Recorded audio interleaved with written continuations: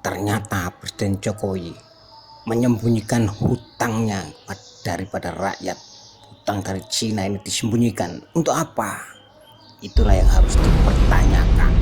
Pemirsa, Lembaga Riset Data membeberkan negara-negara yang memiliki utang tersembunyi kepada Cina, dan ternyata Indonesia masuk ke dalamnya. Besarannya pun fantastis, mencapai 17,28 miliar dolar Amerika atau setara dengan 266 triliun rupiah. Dalam hasil riset Data yang dirilis akhir September, nama Indonesia termasuk ke dalamnya. Indonesia disebut memiliki utang tersembunyi kepada Cina sebesar 17,28 miliar dolar Amerika atau setara dengan 266 triliun rupiah. Utang ini sebesar 1,6% dari produk domestik bruto. Di luar utang tersembunyi ini, Indonesia juga menerima pinjaman setara 4,42 miliar dolar Amerika atau setara dengan 63 triliun rupiah pada periode yang sama melalui skema Official Development Assistance. Selain itu juga tercatat pinjaman sebesar 29,96 miliar dolar Amerika atau setara dengan 427 triliun rupiah.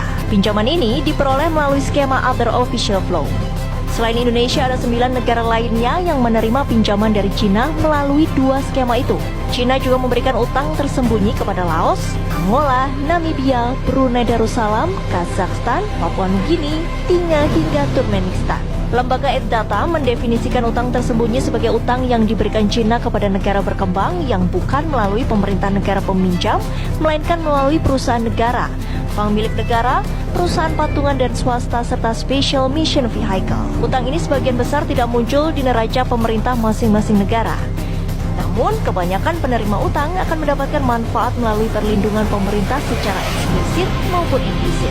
Data menganalisis 13.427 proyek pembangunan Cina senilai 843 miliar dolar Amerika di 165 negara selama periode 18 tahun hingga akhir 2017 untuk mengungkap besaran utang tersembunyi dari proyek BRI.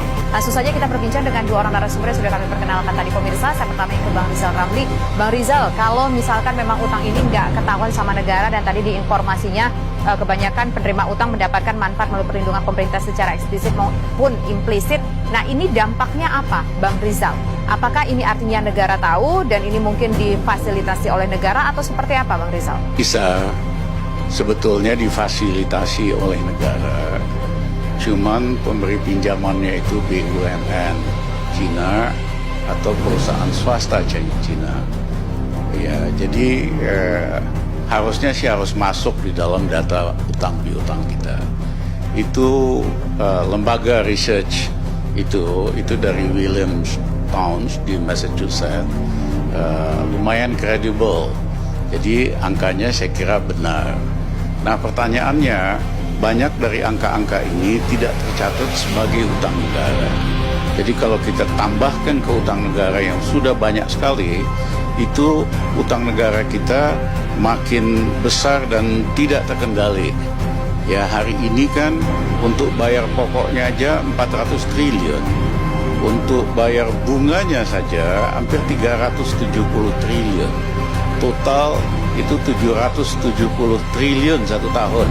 Apalagi utang yang tidak tercatat ini bisa-bisa lebih dari 800 triliun. Ya, istilah saya, ekonomi Indonesia sudah di ICU sebetulnya. Harus pakai ventilator terus.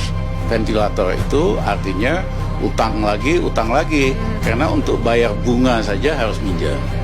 Nah, yang kedua adalah perlu diingat, pinjaman tidak resmi ini itu beda model bisnisnya. Istilahnya, kalau kita meminjam, misalnya bank kasih pinjaman nama Tisa, dia udah hitung kemampuan bayar Tisa itu sepertiga dari gaji bulanan. Jadi dia nggak mungkin kasih pinjaman lebih. Tapi dalam konteks China itu istilahnya itu lend to own.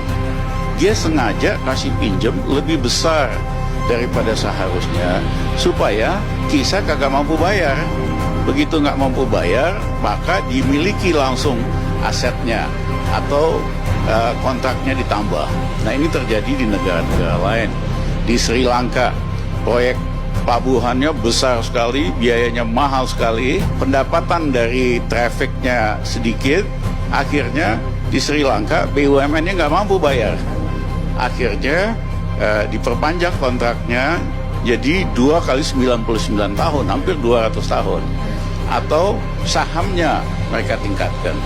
Misalnya terjadi dalam kereta api cepat Jakarta-Bandung, itu pembengkakan biayanya saja 26 triliun, ya, dan karena pemerintah BUMN Wika nggak mampu setor modal, akhirnya kan saham mereka akan lebih tinggi lagi, akan dikuasai, kecuali kita tegas, karena proyek kereta api cepat Jakarta-Bandung kemahalan, tentu tanggung jawab kontraktornya dong, harus ada sanksinya, baik penaltinya dan sebagainya. Oke, berarti bisa dibilang ini gambling ya, ngambil Jadi, ini Bang Rizal ya? Yang saya ingin ingatkan lagi, Tisa, model bisnis BUMN di Cina itu sengaja kasih pinjaman yang super besar supaya nggak mampu bayar, supaya mereka bisa kuasain. Inilah rencana untuk membangun pelabuhan besar di luar kapasitas di Medan supaya mereka bisa kontrol Selat Malaka, dan di Bitung juga sangat besar sekali. Oke, baik, kita dapat poinnya. Berarti ada efek yang menurut sudut pandang seorang pakar ekonom Rizal Ramli itu ada dampaknya. Mereka memberikan uang tapi mereka ingin menguasai aset yang sedang dibangun dari hasil utang tersebut, begitu Bang Rizal?